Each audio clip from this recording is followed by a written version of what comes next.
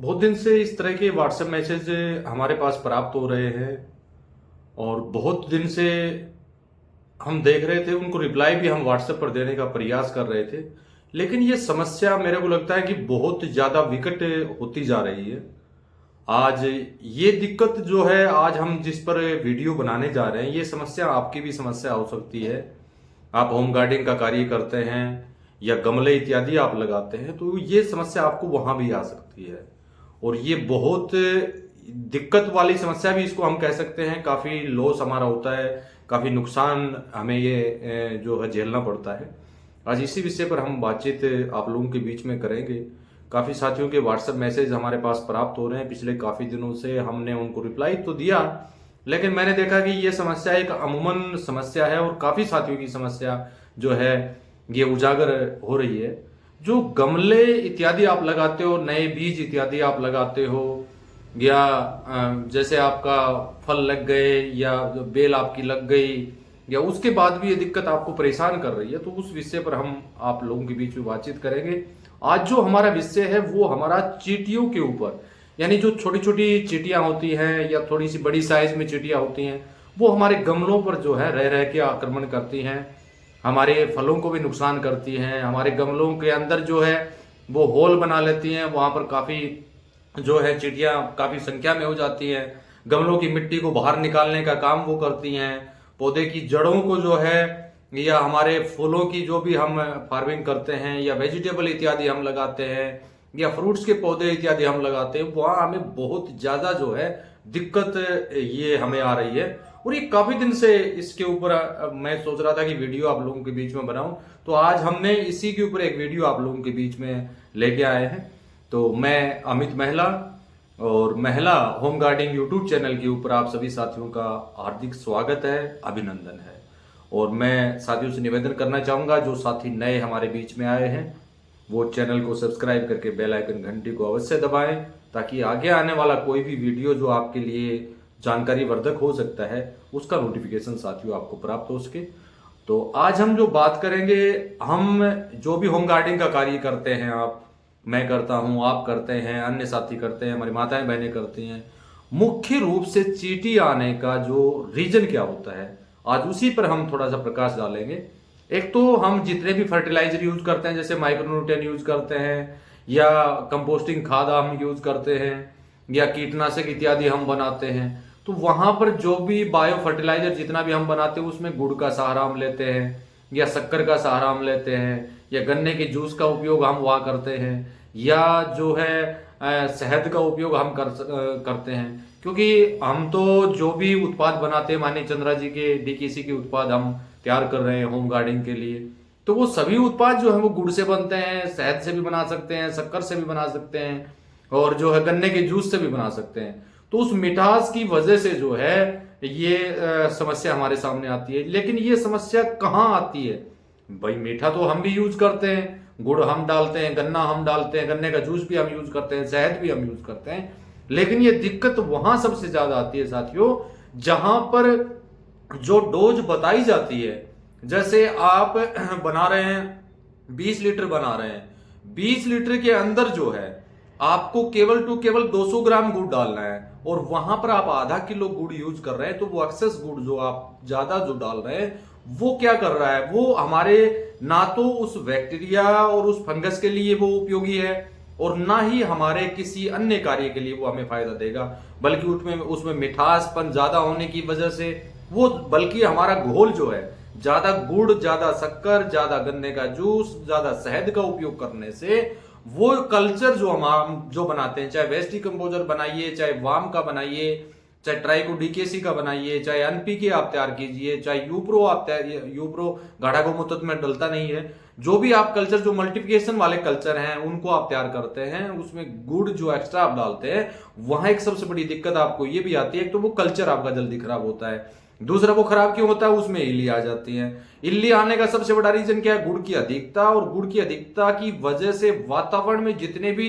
Active जो भी हमारे बैक्टीरिया हैं वो सारे जो है उस मिठास के ऊपर जाएंगे और अपना जो है कार्य करना स्टार्ट करेगा। वहां पर होता क्या है, जो कल्चर हम तैयार कर रहे हैं, जो भी कल्चर हम बना रहे हैं, वो बैक्टीरिया वो फंगस के ऊपर जो हावी होते हैं और उसके बाद जो है उसके अंदर इल्ली आना स्टार्ट हो जाता है, तो घोल भी हमारा खराब होता है। दूसरा, जब हम उसको गमले में यूज करते हैं, हम जिस मिट्टी में हम डाल रहे हैं उसमें मीठापन होने की वजह से जो है इल्लियों का अटैक उसके ऊपर साथियों होता है।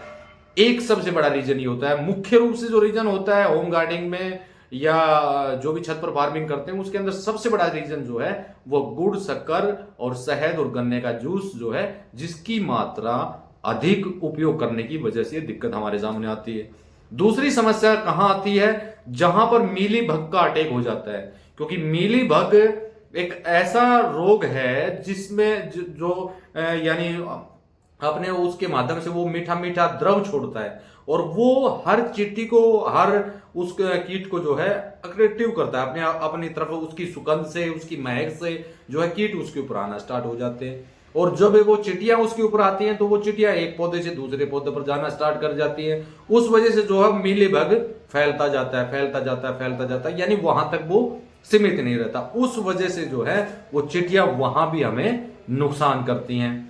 तीसरा सबसे बड़ा नुकसान ये हो रहा है, जिस गमले में हमने पौधे को लगा रखा है उस गमले में उन्होंने होल करने का काम किया, तो वहां भी जो है मिट्टी को उथल पुथल करने की वजह से जड़ों का जो है सही जमाव नहीं हो पाता है और वहां हमारे पौधे जलने की स्थिति पैदा हो जाती है।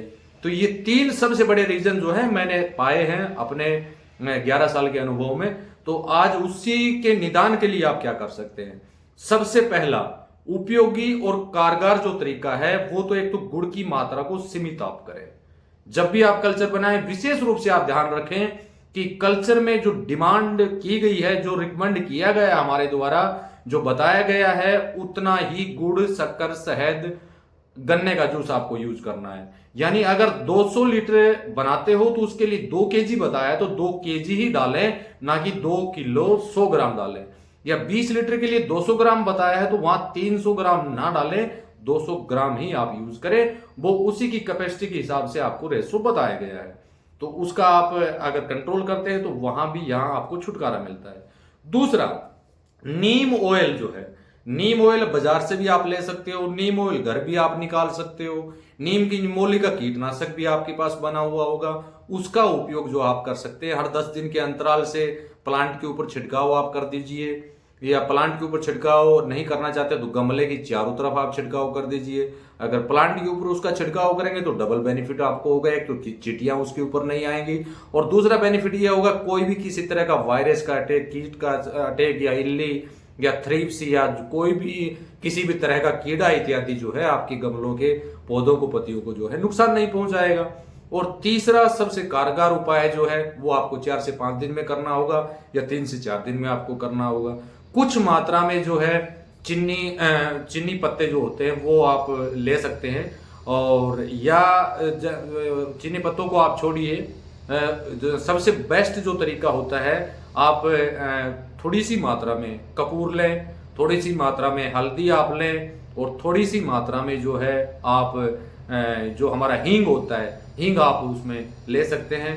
और उस सभी का थोड़ा सा कहीं भी आप पाउडर बनाइए और उस पाउडर को, जैसे मान लीजिए आपने 20 ग्राम या 30 ग्राम पाउडर जो बनाया है, उस पाउडर को आप 1 किलो मिट्टी के अंदर, 1 किलो मिट्टी आप लीजिए, उस मिट्टी के अंदर उस पाउडर को आप मिला दीजिए और उस पाउडर को मिलाने के बाद मिट्टी में अच्छी तरह मिलाइए आप, और थोड़ा थोड़ा जो मिट्टी है आप पर गमले में डालने का साथियों काम कीजिए। अगर गमले के साइड से आपको वो परेशान कर रही है तो उसका जो पेस्ट है उस पेस्ट को हल्का हल्का उसमें हल्दी की मात्रा आप ज्यादा कर सकते हैं, उस पेस्ट को चारों तरफ जो है डालने का काम आप कर सकते हैं। चौथा जो है संतरा जैसे होता है, किन्नू हमारा होता है, उसकी पत्तियां जो नहीं, उसके जो छिलके होते हैं उन छिलकों का भी उपयोग किया जा सकता है। वो भी जो है आपके आसपास जो भी चींटियों का प्रकोप होता है उसका उसकी वजह से जो आपको नुकसान होता है वो आपको नहीं होने देगा। तो ये 4-5 जो ये कारगर उपाय हैं इनको आप कर सकते हैं। यहाँ पर कुछ साथी आपको बताते होंगे साबुन का पानी आप यूज करें, कोई सोडा बताता होगा उसका आप उपयोग करें, तो वो हमारे जो होम गार्डनिंग के लिए ऑर्गेनिक तरीके से अगर हम बात करें तो उसमें वो कारगर नहीं है, वो हमारे लिए नुकसानदायक है। तो इन चीजों का आप उपयोग करिए, एक औषधियां भी हैं और आपकी जो आने वाली जो ये दिक्कत आपको सामने आती है, इससे भी आपको जल्दी छुटकारा साथियों मिलेगा। तो वीडियो को ज्यादा लंबा नहीं करूंगा, आने वाले समय में किसी नई जानकारी के साथ फिर हम आप लोगों के बीच में हाजिर होंगे। तब तक के लिए नमस्कार। और पुण्य निवेदन करना चाहूंगा कि वीडियो में जो भी वीडियो से संबंधित किसी भी तरह की जानकारी और माननीय चंद्रा जी से रिलेटेड जो भी उत्पाद आप यूज करते हैं उसमें कोई दिक्कत आ रही है, या माननीय चंद्रा जी की जो भी उत्पाद आप लेना चाहते हो, तो उससे संबंधित वीडियो पर दिए गए व्हाट्सएप नंबर के ऊपर आप मैसेज कर सकते हैं। इसी के साथ नमस्कार, जय हिंद, जय भारत।